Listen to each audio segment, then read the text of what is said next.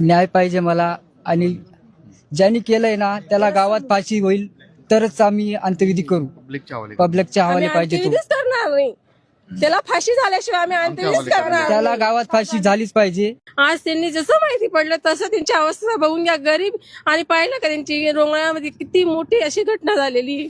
मग आम्हाला फक्त न्याय पाहिजे, त्याला फक्त आमच्या जवळ पाठवून द्या. आम्हाला न्याय हवा बस काहीच नको पाहिजे. लाण्याची हे बघा, मोठी केली 3.5 वर्षाची मुलगी आहे ती, जास्त बी मोठी नाही. फक्त न्याय पाहिजे आम्हाला बस.